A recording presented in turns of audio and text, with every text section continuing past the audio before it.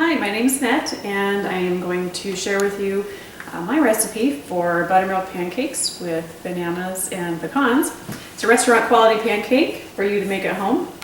So we'll go ahead and get started. First, we're going to get our dry ingredients out. There is our 2 cups of all-purpose flour. You can use wheat flour, which adds some fiber and some extra protein to your pancake, and or you can just use your all-purpose white flour. Then we're going to go ahead and add our 2 tablespoons of sugar into the dry mix. We're going to add 2 teaspoons of baking powder, half a teaspoon of baking soda, and a half a teaspoon of salt. We're going to want to whisk that up just so it's combined.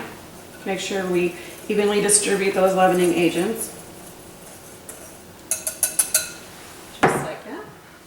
And then next we're going to get our wet ingredients out. So to get out our egg and our buttermilk.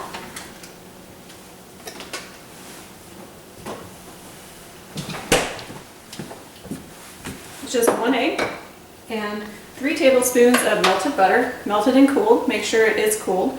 If you put the hot butter in with the egg, it kind of cooks the egg a little bit, which will not make for a very good batter. So I'm going to go ahead and add mine. 3 tablespoons of melted and cooled butter, and my 1 egg,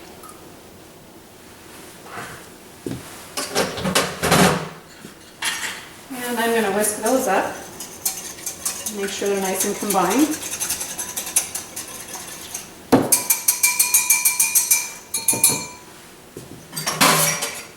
And then next I'm going to add my 2 cups of buttermilk.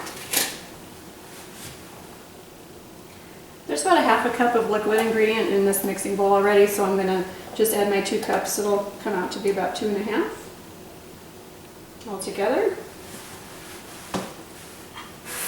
And go ahead and whisk that up so it's nice and evenly distributed.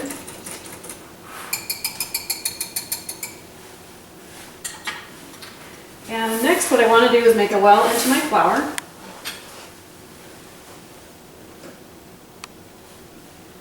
And it's just a little pocket for me to pour my wet ingredients into. It helps to evenly distribute the liquid into the flour a little bit better, because ideally when you're mixing any kind of pancake batter, muffin batter, the less mixing the better. The more mixing you do increases gluten formation, which is going to give you a tough end product. So we want to see some white streaks in our batter after mixing. So you just want to give it a few folds over. So it's going to be a little lumpy.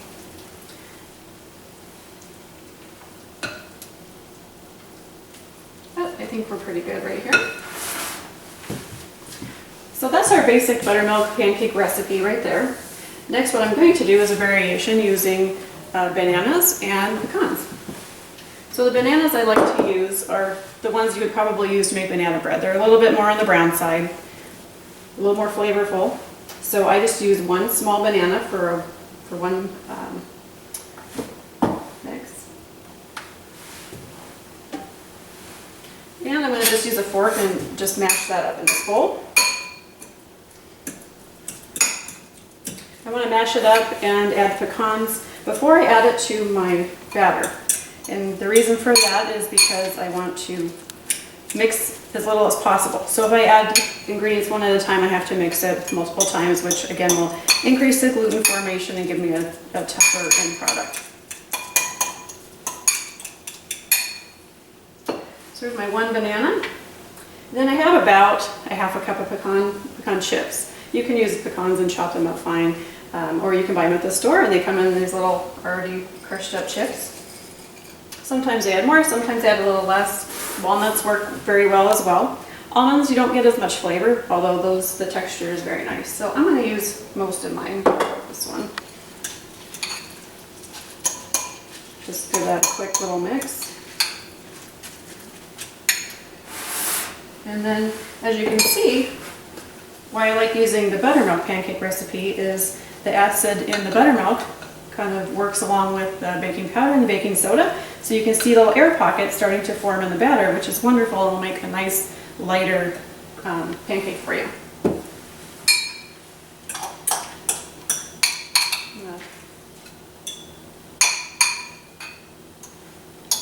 Pour my pecans and my bananas right in there. And again, I'm just going to want to just mix it until it's incorporated. I've already preheated my griddle to about 350, so that way it's nice and hot when I start to add my batter. I use about a 1/4 cup measuring spoon and just a spoon. The batter's going to be pretty darn thick, so what I typically will do is just get a nice liberal scoop here. But before, like a mistake I was just going to make is not greasing my griddle first. So I'm going to use some non-stick spray and just give it a light coating. Although it's a non-stick griddle, sometimes things happen, so we want to make sure that it's loosened up for you. I just use that a little bit to get around. When you're baking your pancakes, you want to watch for the edges. A lot of people sit here and wonder, if is my pancake done? Should I flip it? What you want to look for is a nice glossy coating around the edges, and it'll start to brown and curl a bit. And that's when you know it's time to flip.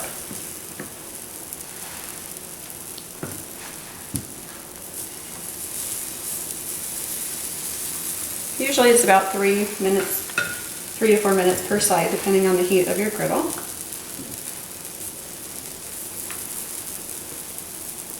So while these are cooking, what I usually will do too is I will prepare a pan with some racks on it and put it in my oven that's preheated to 200 degrees.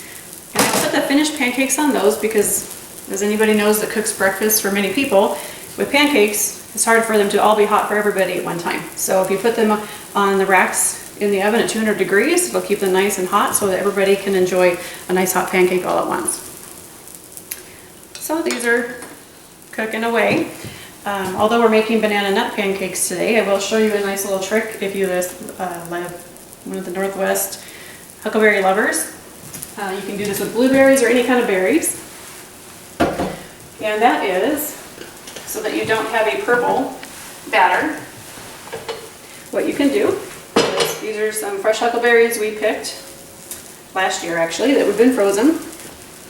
What you want to do is just defrost them in the microwave for about 2 minutes and then rinse them in cold water in a strainer and then put them on a paper towel. And what that will do is rinse off any of the excess of the juices. You can collect the juice and make a syrup for your pancakes, which is wonderful. Otherwise, you just dry them on here and put them in a little bowl with about a tablespoon of flour.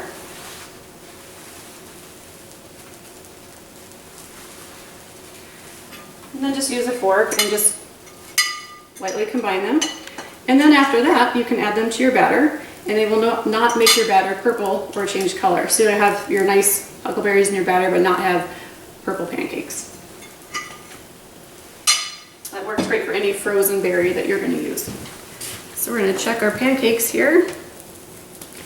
They're still a little wet on the edges, but they're getting nice and brown on the other side, so we'll just give it a minute. Many of you may not know that pancakes have actually been around for a very long time. They are an ancient food. They were appearing as early as 1430 with the Neolithic humans, once they started domesticating wheat. And they would use wheat, they'd grind it up, mix it with goat's milk and a bird's egg, and cook it on a hot rock. Since then, the Greeks have made their own variations of pancakes, as well as the Romans. And from there, it just exploded. In France, they will find it good luck to make a wish before they flip their pancake while they're holding a coin, which is an interesting habit.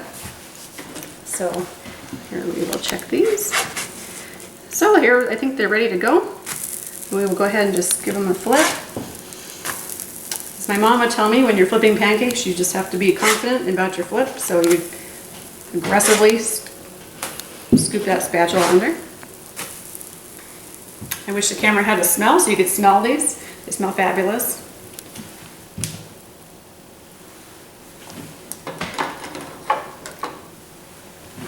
And so now we just have a couple minutes before. For toppings that you can use on these pancakes, of course maple syrup works wonderful, is the most ideal. I have some family members that like to use peanut butter and other various flavored syrups. Chocolate chips seem to be a particular favorite as well. And myself, I personally, these are my favorite.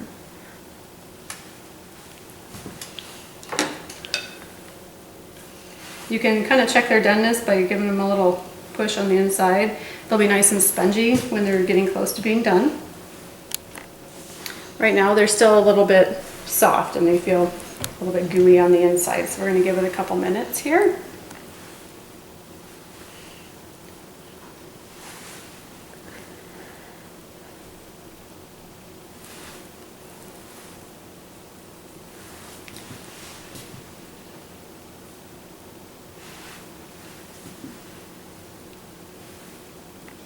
If you are wanting to boost the nutrient quality of these pancakes, again, you can use the whole wheat flour. Another nice variation is to use coconut sugar. Some people use that instead of white refined sugar. Again, there's a little more fiber, a little actual less sugar, and you do need to use a little bit more. It has a little bit different flavor. It actually complements the whole wheat very well. It makes for a little bit of a denser pancake, but still very enjoyable.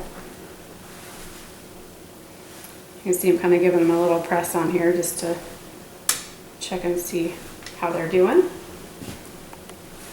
think they're getting about done. They look nice and brown on the other underside, so I will go ahead and put them on my rack.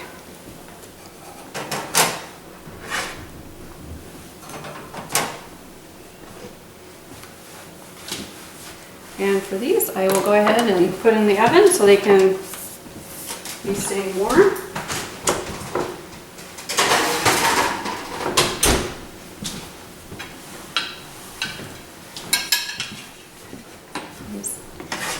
The next ones we'll go ahead and put on a plate.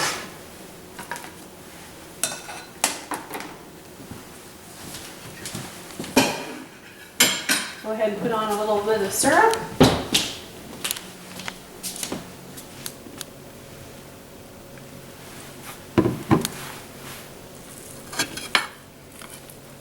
And voila, a nice, moist, fluffy banana pecan pancake. Thanks for letting me demonstrate to you today.